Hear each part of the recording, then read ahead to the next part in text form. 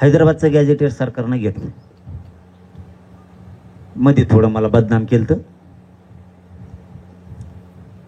काय असतं आता शेवटी चहाच्या आत फरक असतो. चहाच्या आत फरक असतो. आपण दुकानातून एकत्र आणले साखर आणि कारखान्यातून फुकट आलेली साखरेत फरक असतो चहाच्या आत. त्याच्यामुळं काही पिलावळी तशा पण असतात आयत्या झालेल्या, आयतं खाऊन जगणारे. त्यांनी सांगितलं गॅजेट देत होते पण मी घेतलं नाही. अरे एका नोंदीसाठी उपाशी तापाशी राहतो मी. एका नोंदीसाठी रात्रंदिवस जीव जाळतो मी एका नोंदीसाठी. एवढं मोठं गॅजेट सोडीन मी? हे गैरसमज पसरीत आहेत. त्या गैरसमजावर तुम्ही विश्वास ठेवायचा थोडा बंद करा.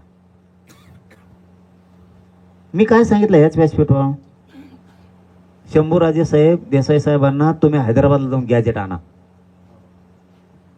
ऐकायला पुरा महाराष्ट्र आहे तुमच्यासह. आता मला त्याला उत्तर देता येणार.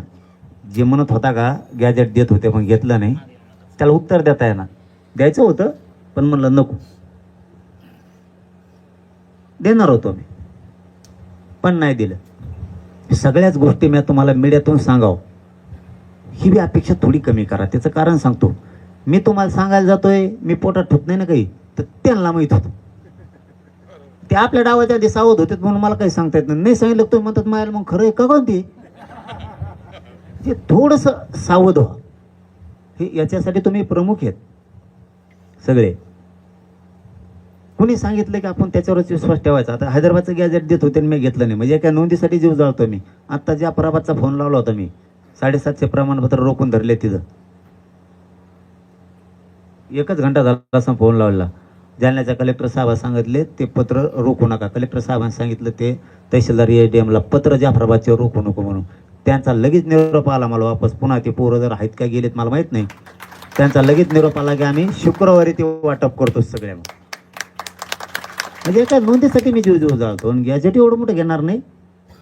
बरं तुम्ही एवढं तर डोकं लावायचं. जरांगे पाटील शंभूराजे देसाई साहेबाला सांगतेत हैदराबादला गॅजेट जाऊन आणा. हे अमुक तर म्हणतंय गॅजेट देत होते आणि पाटील तर म्हणते जाऊन आणा. याचा अर्थ गॅजेट नाही काय महाराष्ट्रात? एवढं तर डोकं लावायचं तुम्ही. तो म्हणतो देत होते आणि पाटील म्हणते जाऊन आणा, म्हणजे याचा अर्थ गॅजेटच इथं नाही. आंध्र प्रदेश सरकारकडं हैदराबाद संस्थानकडे गॅजेट ते महाराष्ट्र सरकारजवळ नाहीच आहे. आणि देते कुठून देत होते का? तो बापा तिथं ठुलं होती आणि तो बापा तिथं ठुलेलं घेत नाहीत ना ते. कारण तो अगा बाप मुख्यमंत्री नव्हता आधी किंवा मुख्य सचिव बी नव्हता. मग तसे आम्ही दिले गॅजेट. तसे सरकारजवळ गॅजेट आम्ही देऊन देऊन थकलोत. दिलेत आम्ही. काका आलेत का? उभा राहा. काका कोण 3दा गॅजेट घेऊन मी सरकारला दिलेत. साक्षीदार तुमच्या पुढे उभा केले. बसा काका. कम नाही लागू केलं? काय प्रोसिजर आहे कायद्याची बघा. मी काहीतरी डोक्यानं चाललोय राव. चलू द्या मला. मला तुमचं वाटलं नाही करायचं. मला तुम्हाला काहीतरी द्यायचंय. कायद्याची प्रक्रिया आहे. काय प्रक्रिया आहे? शंभूराजे देसाई साहेब विमान घेऊन हैदराबादला गेले. त्यांना दिलं नाही. ते म्हणले आम्ही सरकारजवळ देत नाही, तुमचे सचिव प्रशासनातले अधिकारी असले पाहिजे. पुन्हा वापस आले. पुन्हा आमची इथंच झकडपकड सुरू झाली. तुम्ही कम नाही आणलं? ते म्हणले ते द्यायनातच. त्या मुख्य सचिवांनी त्या मुख्य सचिवाला हे मुख्य सचिव पाहिजे होते. तुमच्या लक्षात येत आहे सगळं? त्या मुख्य सचिवाला हे मुख्य सचिव पाहिजे होते. मग परत या मुख्यमंत्र्यांनी फोन केला तिकडच्या मुख्य सचिवाला की आमचं बी पाठवतो, तुम्ही काही गॅजेट तिथल्या काही कॉप्या अटेस्टेड करून द्या. म्हणजे त्या अधिकृत होत्या. अगोदर शंभूराजेंनी आणल्या त्यांनीच सांगितलं याच व्यासपीठावर. पुन्हा जुने काढून बघा रेकॉर्ड तुम्ही बोललेले आम्ही. मला याच्यासाठी स्पष्टीकरण द्यायचं आहे की तुम्ही गैरसमाजाला इथून पुढं बोलू नका म्हणून. हे गैरसमज पसरत चालतात. हे माणसं सोडतात आणि त्याच्यात आपला लॉस होतो चळवळीचा, गरीब मराठ्याचा. मला द्यायचं रे तुम्हाला काहीतरी ध्यानात ठेवा. आणि ते देऊ शकतोय. म्हणून तुम्हाला हे तळमळीने सांगतोय. शंभूराजेने आणलेलं घेतलं नाही, ते म्हणले अटेस्टेड पाहिजे. पुन्हा सचिवाला त्यांना विमानाने घेऊन गेले. ते आपल्यासारखं आहे का की आज सोलापूरला काम झालं नाही, चला उद्या सकाळी लगेच. ते मुद्दाम 2-3 महिने वयाला घालणार मध्ये, मुद्दाम. त्यांची ती शाळा असते.